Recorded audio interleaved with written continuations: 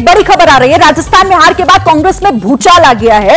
अशोक गहलोत के ओएसडी का बड़ा खुलासा। एबीपी न्यूज से बातचीत के दौरान लोकेश शर्मा ने कहा है कि मुझे पहले से हार का अंदेशा था। मैंने 4-5 महीने पहले ही मुख्यमंत्री को बताया था। सिटिंग एमएलए के खिलाफ एंटी इनकम्बेंसी थी। वो ये भी आगे बता रहे हैं कि सीएम की हठ धर्मिता से उन्हें टिकट दिया। तो ये ओएसडी हैं मुख्यमंत्री के, जिनका ये बड़ा खुलासा। हमारे साथ में राजस्थान के सीएम अशोक गहलोत के ओएसडी लोकेश शर्मा, और अहम बात यह है कि यहां का जो सेंट्रल वॉर रूम है उसके को चेयरमैन भी हैं, वो हमारे साथ मौजूद हैं। उनकी प्रतिक्रिया बहुत ही अहम हो जाती है इन हालातों में। लोकेश भाई, आपसे मेरा पहला सवाल, ये जो हार हुई है इसकी कोई वजह सबसे बड़ी क्या है, और क्या आपको कुछ पहले से अनुमान था कि इस डायरेक्शन में चीजें जा रही हैं?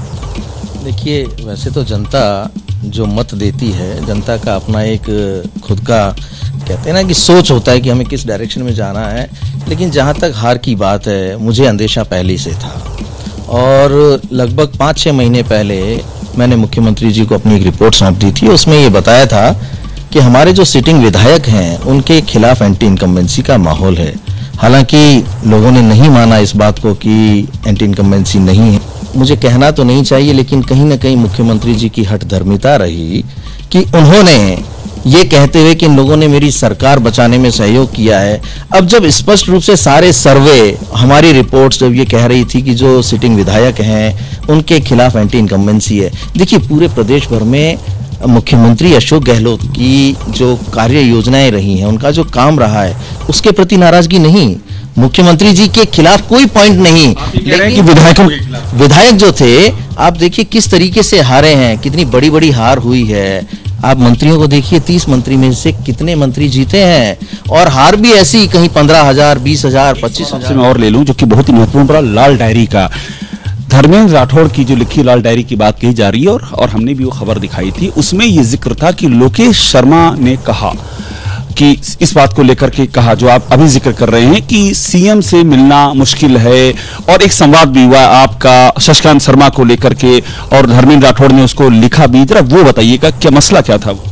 देखिए, उसमें क्या लिखा हुआ है क्या नहीं, इसके बारे में तो धर्मेंद्र राठौड़ जी ज्यादा बेहतर बता पाएंगे। लेकिन हाँ, ये जरूर है कि मैं उस वक्त से लगातार साथ हूं जब विपक्ष में थे। 2013 में हमारी सरकार चली गई थी। उसके बाद मुख्यमंत्री जी का डिजिटल, सोशल मीडिया और मीडिया का सारा जो कहते हैं कि सिस्टम मैंने हैंडल किया। उनके डिजिटल प्लेटफॉर्म्स तक मैंने क्रिएट किए, फेसबुक, ट्विटर, वो सारे तमाम प्लेटफॉर्म्स मेरे क्रिएट किए हुए हैं। लेकिन जब सरकार बन गई, हम सब ने बड़ी मेहनत की, सभी लोगों ने जी जान लगा के काम किया, पूरे संगठन ने काम किया, कांग्रेस कार्यकर्ता ने काम किया, सरकार बन गई। उसके बाद कहते हैं ना कि सरकार बनने के बाद जो मुखिया होता है प्रदेश का, उसकी जिम्मेदारी बनती है कि अपने आसपास उन लोगों को रखें जो सच बताने वाले हों।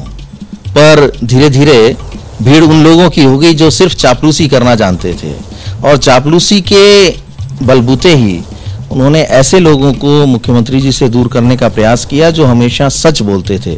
और शायद उन्हीं में से एक मैं भी हूं कि जब मैंने सच बात बताने का प्रयास किया कि ऐसी स्थितियां हो रही हैं, तो शायद मेरी बात सुनी नहीं गई। और वही मेरी एक भावना थी, मैंने उसके बारे में बात की थी धर्मेंद्र राठौड़ जी से कि ऐसा ऐसा हो रहा है। अब मुझे नहीं पता कि वो उन्होंने डायरी में लिखा था, नहीं लिखा था, और कहां से आया। क्या आई है कि ये जो इसमें लिखा हुआ है, आपने धर्मेंद्र राठौड़ से बात हुई थी, ये तो आप मान रहे हैं ना कि आपने उनको बताया था कि मुख्यमंत्री जी उन लोगों से घिर गए हैं जो चापलूसी करते हैं, जो सही रास्ता नहीं बता रहे हैं, ये तो हुआ था।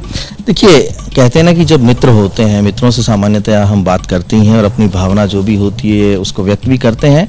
तो मैं मिला था और इस बारे में मेरी बात तो हुई थी उनसे।